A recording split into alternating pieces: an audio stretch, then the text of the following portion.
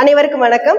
இன்னைக்கு நம்ம என்ன வகுப்பு பார்க்க போறோம் அப்படின்னா, நாட்டுப்புற விளையாட்டுகள் அப்படிங்கிற ஒரு வகுப்பு.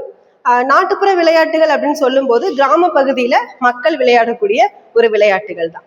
இப்போ இந்த காலத்துல நமது பொழுதுபோக்குக்காக நிறைய அறிவியல் சாதனங்கள் இருக்கு. டிவி, வானொலி, அதுக்கப்புறம் இன்னைக்கு மொபைல் ஃபோன், இது எல்லாமே நிறைய இருக்குது. தனக்கு தேவையான விளையாட்டுகளை அதில் டவுன்லோட் பண்ணிட்டு இன்னைக்கு இன்றைய தலைமுறைகள் விளையாண்டுக்கிட்டு இருக்காங்க. ஆனா அப்பெல்லாம் அப்படி கிடையாது. இன்னைக்குமே இவ்வளோ அறிவியல் வளர்றதுக்கு அப்புறமே கிராமப்புறங்கள்ல சின்ன சின்ன விளையாட்டுகள் மூலமா தங்களது பொழுதுபோக்க எல்லாருமே அமைச்சுக்கிறாங்க. அதுல குறிப்பா நம்ம பார்த்தோம் அப்படின்னா ஏறு தழுவுதல், சிலம்பம் அப்படின்னு சொல்லிட்டு இன்னைக்குமே நடைமுறையில் இருக்கக்கூடிய ஒரு நல்ல விளையாட்டு தான் ஏறு தழுவுதல். இன்னைக்கு பொங்கல் அப்படி நம்ம சொல்லிட்டாலே ஏறு தழுவுதல் இல்லாம எந்த ஒரு விசேஷமுமே கிடையவே கிடையாது. இந்த ஏறு தழுவுதல் அப்படின்னு பார்க்கும்போது சங்க இலக்கியத்துல கூட கலித்தொகை அப்படிங்கிற நூல்ல இதனை பத்தின ஒரு பதிவு இருக்குது. ஏன்னா ஏறு தழுவுன ஒரு மகனைத்தான் ஒவ்வொரு பெண்ணுமே திருமணம் பண்ணிக்குவா. ஏன்னா அவன் மிகச்சிறந்த வீரன் அப்படின்னு சொல்லிட்டு அவ நம்புறா, சுற்றத்தாரும் நம்புறாங்க. ஏன்னா ஏறு தழுவுறது அவ்வளவு எளிமையான ஒரு செயல் கிடையவே கிடையாது. உடல் பலமும் மனப்பலமும் யாருக்கு அதிகமா இருக்கோ அவங்களால மட்டும்தான் ஒரு காளையை அடக்க முடியும். அதனாலதான் கலித்தொகையில கூட இதை மையமா வச்சு ஒரு பாட்டை எழுதியிருக்காங்க.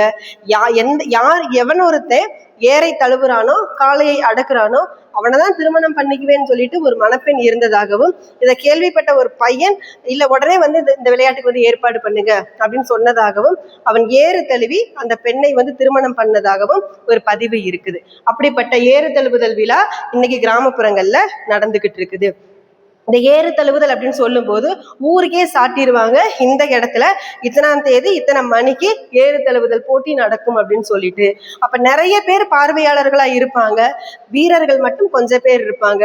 அந்த கொஞ்சம் வீரர்கள் மைதானத்துல இருக்கும் போது நிறைய மாடுகளை அவிழ்த்து விடுவாங்க. அந்த மாடுகள் இருக்கக்கூடிய இடம் வாடி வாசல் அப்படின்னு சொல்லுவாங்க. அந்த வாடி வாசல்ல இருந்து ஒவ்வொரு மாடுகளா ஒவ்வொரு காளைகளா வரும்போது அந்த காளையை அடக்குவதற்காக நிறைய வீரர்கள் களம் இறங்குவாங்க. ஒரு காளையை அடக்குவது அவ்வளவு எளிதான ஒரு காரியமே கிடையவே கிடையாது. ஏன்னா அதோட திமிலை கட்டி தழுவி அந்த காளையை அடக்குறது அப்படிங்கிறது மிகச்சிறந்த வீரமான செயல். உயிரை பணையம் வச்சு விளையாடக்கூடிய ஒரு விளையாட்டு தான் இந்த ஏறு தழுவுதல். தனது உயிரே போனாலும் பரவாயில்ல, நான் காளையை அடக்காம விடமாட்டேன் அப்படின்னு சொல்லிட்டு ஒவ்வொரு வீரனும் அதுல களம் இறங்குவான். இறங்கி அதுல ஜெயிச்சு ஒரு பெண்ணை திருமணம் பண்ணுவான். பெண்ணுக்கும் அவனை தான் பிடிக்கும். அப்படிங்கிற மாதிரி இந்த ஏறு தழுவுதல் விழா இன்னைக்குமே கிராமப்புறங்கள்ல நடைமுறையில் இருக்கக்கூடிய ஒரு விளையாட்டாக மட்டும்தான் இருக்குது. அதுக்கப்புறம் பார்த்தோம் அப்படின்னா சிலம்பம் பத்தி நம்ம சொல்லணும் அப்படின்னா இன்னைக்குமே சின்ன குழந்தையில இருந்து வயசான பெரியவங்க வரைக்குமே இந்த விளையாட்டை விளையாண்டுகிட்டு இருக்காங்க. ஒரு ஒரு குச்சி இருக்கும், ஒரு பெரிய ஒரு குச்சியை வச்சுட்டு அதுல தன்னோட திறமையை காட்டக்கூடிய அளவுக்கு விளையாடக்கூடியதான் சிலம்பம். இந்த சிலம்பத்தை விளையாடுறதும் அவ்வளவு எளிமையானது கிடையாது. அதுக்குன்னு நிறைய விதிமுறைகள் இருக்கு. இப்படிதான் குச்சியை எடுக்கணும், இப்படிதான் அடி வைக்கணும்னு சொல்லிட்டு அந்த அடி வச்சு விளையாடக்கூடியதான் இந்த சிலம்பம். இந்த சிலம்பம் அப்படிங்கிறது தன்னோட ஹைட்டுக்கு யார் ஒருத்தங்க விளையாடுறாங்களோ, அது ஆணா இருந்தாலும் பரவாயில்ல, பெண்ணா இருந்தாலும் பரவாயில்ல, யார் விளையாடுறாங்களோ அவங்களோட உயரத்துக்கு ஏகுத்த மாதிரிதான் அந்த குச்சி இருக்கும். எடுத்ததுமே போயிட்டு நான் சிலம்பத்தை எடுத்து விளையாடுறேன்னு சொல்லிட்டு யாருனாலையும் விளையாடவே முடியாது.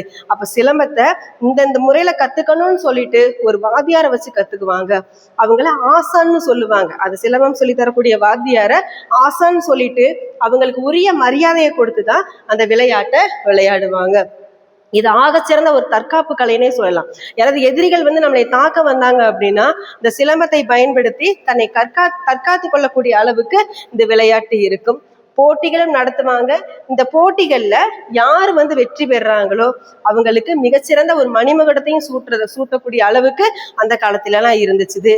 இன்னைக்கு சின்ன குழந்தைய கூட இந்த சிலம்பம் விளையாட்டு விளையாடுறாங்க. இந்த சிலம்பம் விளையாட்டு விளையாடும் போது காலில் சில நேரம் சலங்கை கட்டி கூட விளையாடுவாங்க. அவங்க ஒவ்வொரு அடி எடுத்து வைக்கும் போதுமே அந்த சலங்கையோட சத்தம் கேட்டுக்கிட்டே இருக்கும். அதனால சொல்லுவாங்க இந்த சிலம்பம் அப்படிங்கிறது ஒரு காரண பெயரா கூட இருக்கலாம் அப்படின்னு சொல்லுவாங்க. இதுல நிறைய போட்டிகள் இருக்கு. தனது கையில 2 சிலம்ப குச்சிகளை வச்சு கூட விளையாடுவாங்க. விளையாடும் போது அதுல ரிபன் கட்டி அந்த மாதிரிலாம் விளையாடும் போது அதுல நிறைய வகைப்பாடுகளோட அது நமக்கே தெரியும். அப்ப பார்வையாளர்களை கவர்ந்து கொடுக்கக்கூடிய வகையில தான் இந்த சிலம்பம் விளையாட்டு இருக்குது. அப்ப கிராமப்புறங்கள்ல 2 வகையான விளையாட்டு ரொம்ப முக்கியமான விளையாட்டு.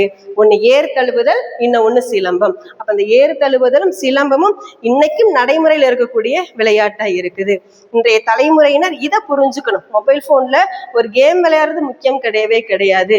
ஏன்னா தனது உடல்ல வேர்வை சிந்தி விளையாடும் போது உடல் உழைப்பு மட்டும் கிடையாது, மூளையோட அந்த வேலையும் இதுல இருக்கும். எந்த இடத்துல எப்படி போனா எப்படி ஜெயிக்கலாம் அப்படிங்கிற அந்த மூளையோட செயல்பாடும் இருக்கும். அப்ப உடலும் மனமும் ஒரு சேர்ந்து விளையாடக்கூடிய விளையாட்டு தான் இந்த ஏறு தழுவுதலும் சிலம்பமும். அதனால மாணவர்கள் இதை புரிஞ்சுக்கிட்டு இந்த விளையாட்டை விளையாடுவதற்கு ஒரு அடியெடுத்து வைக்கிறதா இருக்கக்கூடியதான் இந்த பாடம்.